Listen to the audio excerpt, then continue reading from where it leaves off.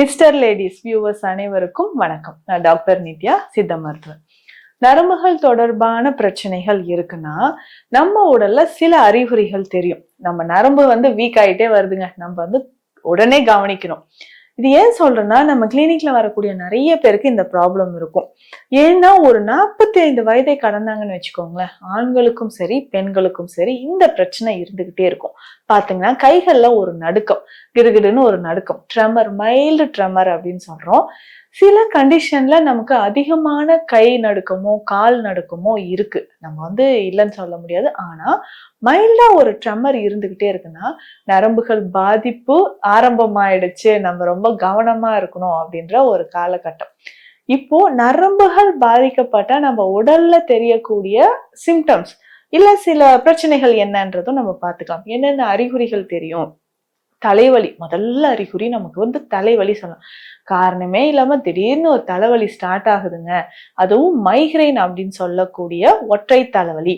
இந்த மைக்ரைன் தலைவலி இருக்கும்போது ரைட் ஆர் லெஃப்ட் ஏதாவது ஒரு சைட்ல, நம்ம பாடியோட ரைட் ஆர் லெஃப்ட் ஏதாவது ஒரு சைட்ல டீரியான் அப்படின்னு சொல்லக்கூடிய இடத்துல, நெற்றி பொட்டு அப்படின்னு சொல்லுவாங்க, ஸ்கல் போன் சேருது இல்லைங்களா, சூச்சர்ஸ் நமக்கு இருக்கும். ஸோ ஃப்ராண்டல் பேக் சைட்லயும் நமக்கு மண்டை ஓட்டு பகுதியில பாத்தீங்கன்னா சின்ன சின்னதா கோடு கோடா நமக்கு தையல் போட்ட மாதிரி தெரியும். இந்த சூச்சர்ஸ் 4 போனுக்கும் இடையில சேரக்கூடிய இடத்துல டீரியான் அப்படின்னு சொல்லுவோம். அந்த இடத்துல இருந்து பெயின் நமக்கு ஸ்டார்ட் ஆகும்.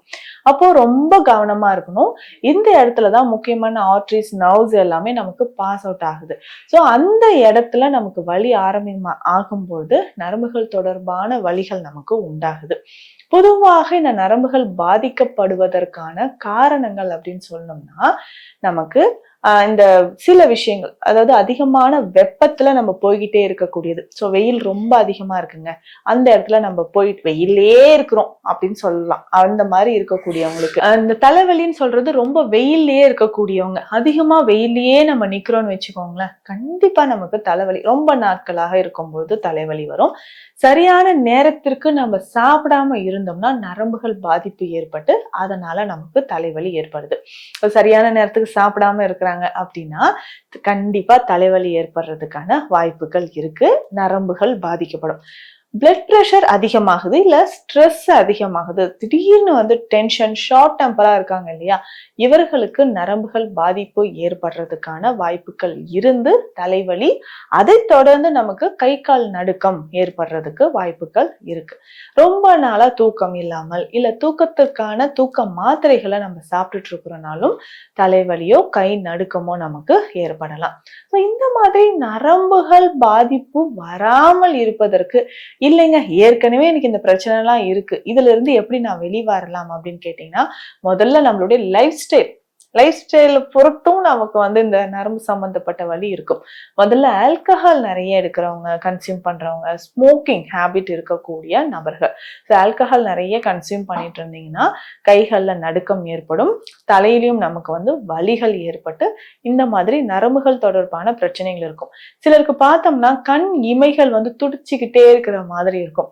எனக்கு கண் இமை துடிச்சுக்கிட்டே இருக்குங்க, வாய் பேசிக்கிட்டே இருக்கேன், உதடு ஒரு பக்கமா திடீர்னு துடிக்குது, நாக்கு டக்குன்னு சில வார்த்தைகள் பேசும்போது குழலுது, வாய் சரியா பேச முடியல, இல்ல திடீர்னு கண்ண பகுதிகள்லயோ இல்ல காது பக்கமோ ஏதோ ஒரு இடம் துடிப்பு மட்டும் இருந்துகிட்டே இருக்குன்னு சொன்னீங்கன்னா இதுவும் லேசான நரம்பு பாதிப்பு தான். ஆரம்ப காலகட்டத்துல இதையும் நம்ம சரி செஞ்சுக்கலாம். இதுக்கப்புறம் நம்மளுடைய இரவு உறக்கம் சரியா இல்லாமல் இருக்கிறது, ரொம்ப டென்ஷன் ஆகிறது, இந்த மாதிரி காரணங்களாலையும் நரம்புகள் பாதிப்பு ஏற்படலாம். நரம்புகள் பாதிப்பு இருக்கும்போது விட்டமின் சார்ந்த உணவுகள், விட்டமின் பி ரொம்ப ரொம்ப முக்கியம்.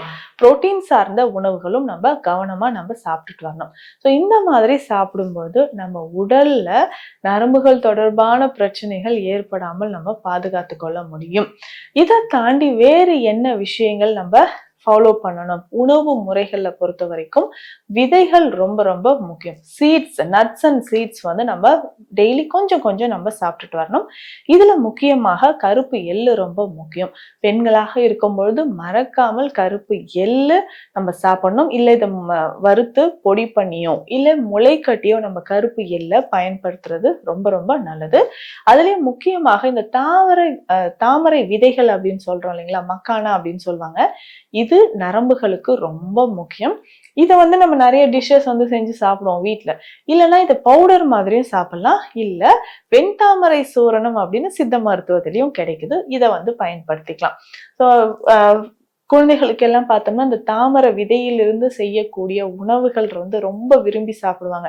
இதை அடிக்கடி நம்ம சாப்பிட்டுட்டோம், இல்ல இதை பவுடர் பண்ணிட்டு, இல்ல இதனோட சத்து மாவு கஞ்சி மாதிரி ரெடி பண்ணி அந்த மால்ட்டை நம்ம குடிக்கும் போதும், ஸோ இதனோட சில தானியங்களை நம்ம சேர்த்துக்கலாம். பச்சை பயிறு, கம்பு, கேழ்வரகு, கொஞ்சமா வேர்க்கடலை, முந்திரி, பாதாம், இது எல்லாமே சேர்த்து நம்ம சத்து மாவு மாதிரி ரெடி பண்ணி இதை காலை மாலை ஏதாவது ஒரு டைம்ல நம்ம குடிச்சிட்டு வந்தாலும் இந்த நரம்புகள் வலிமையாவதற்கு இது ரொம்ப ரொம்ப யூஸ்ஃபுல்லா இருக்கும்னு சொல்லலாம்.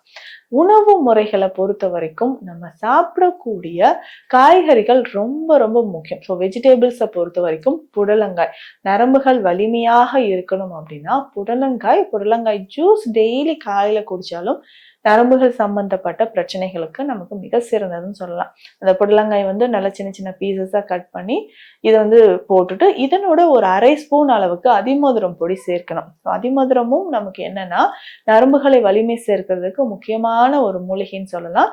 இதை மிக்சியில போட்டு நல்லா அரைச்சிட்டு ஃபில்டர் பண்ணி குடிச்சிடணும். தினமும் காலையில இதை பருகிக்கிட்டே வரும்பொழுது உடல்ல நரம்புகள் தொடர்பான பிரச்சனைகள், வலிகள் நமக்கு குணமாக ஆரம்பிக்கும். தொடர்ந்து இதை நம்ம பயன்படுத்த நம்ம உடல்ல இருக்கக்கூடிய அதிகப்படியான நரம்புகள் சம்பந்தப்பட்ட வலிகள் நமக்கு குணமாக ஆரம்பிக்கும். இதை தாண்டி ஒற்றை தலைவலி இருந்துகிட்டே இருந்ததுன்னா சித்த மருத்துவத்தில் இருக்கக்கூடிய நீர்க்கோவை மாத்திரை, ஏன்னா கபம் தொடர்பான பிரச்சனைகள் இருந்தாலும் தலைவலி ஏற்பட வாய்ப்புகள் இருக்கு. நீர்க்கோவை மாத்திரையை தலையில நல்லா பத்து போட்டுட்டு நம்ம டெய்லி தூங்கும் போதோ இல்ல தலைவலி இருக்கும் போதோ நீர்க்கோவை மாத்திரையை நம்ம பயன்படுத்தும் போது தலைவலி நமக்கு குறைய ஆரம்பிக்கும். அடுத்தது நரம்புகள் தொடர்பான கை நடுக்கம் இருந்துச்சுன்னா இம்மிடியட்டா நமக்கு மூளையில் ஏதாவது பிரச்சனை இருக்கான்னு செக் பண்ணிக்கணும். ஒண்ணு பார்க்கின்சன் டிசீஸ் இருக்க வாய்ப்பு இருக்கு. இப்போ பார்க்கின்சன் டிசீஸ் இருந்ததுன்னா நம்ம மூளையில அந்த டோபமைன் செக்ரேஷன் குறையும் போதுதான் கைகள்ல நடுக்கம் ஏற்படும். அடுத்ததாக நமக்கு எங்கேயாவது கிளாட்ஸ் இருக்கா, அதாவது ஸ்ட்ரோக் வர்றதுக்கான வாய்ப்புகள் இருக்கும் பட்சத்துல முன் அறிகுறியாக நமக்கு ஒரு வார்னிங் சைன் என்னன்னா இந்த நடுக்கம் மற்றும் தலைவலி தான். அப்ப ஸ்ட்ரோக் வர்றதுக்கு முன்னாடி நமக்கு ஒரு வார்னிங் சைன் நமக்கு உடல் கொடுக்குது அப்படின்னா இதுதான். ஸோ அப்ப நடுக்கம் இருக்கும்போது ஸ்ட்ரோக் வர்றதுக்கான வாய்ப்பு இருக்கா, பிளட் ப்ரெஷர் நமக்கு எவ்வளவு இருக்கு, நம்மளுடைய லைஃப் ஸ்டைல்ல ஆல்கஹால் சாப்பிட்டுட்டு இருக்கிறோமா, எவ்வளவு சாப்பிட்றோம், இல்ல தூக்கம் எந்த அளவுக்கு நல்ல ஒரு குவாலிட்டியான ஒரு ஸ்லீப் இருக்கான்றதையும் நம்ம செக் பண்ணிக்கணும். இதை தாண்டி நம்ம சித்த மருத்துவத்தில் நிறைய மருந்துகள் இருக்கு, அதை நம்ம பயன்படுத்தலாம். இந்த கட்டுக்கொடி அப்படின்னு சொல்லக்கூடிய ஒரு மருந்து, கட்டுக்கொடியிலிருந்து செய்யக்கூடிய, அதாவது அந்த நரம்புகள் வலிமையாக இருப்பதற்கு இந்த மூலிகை பயன்படுது. இதுல இருந்து செய்யக்கூடிய குடிநீரோ இல்ல சூரண வகைகளோ நம்ம பயன்படுத்தும் பொழுது நரம்புகள் தொடர்பான பிரச்சனைகளுக்கு மிக சிறந்த ஒரு தீர்வாக இருக்கும். இதை தாண்டி விட்டமின் டிஃபிஷியன்சி இருக்கானோ நம்ம செக் பண்ணிக்கணும். அதே மாதிரி இரவு உறக்கம் சரியாக இருப்பதற்கு இரவு நேரத்துல கொஞ்சம் பால்ல ஒரு 1/2 ஸ்பூன் அளவுக்கு கசகசா பொடி, ஒரு சிட்டிகை அளவு மஞ்சள் பொடி சேர்த்து குடிக்கும் போது உறக்கமும் நமக்கு நல்லாவே வருது. ஏன்னா தூக்கம் இன்மை அப்படின்னு சொல்றதுதான் இந்த மாதிரி நம்ம உடல்ல வரக்கூடிய பல பிரச்சனைகளுக்கு காரணமா இருக்கு.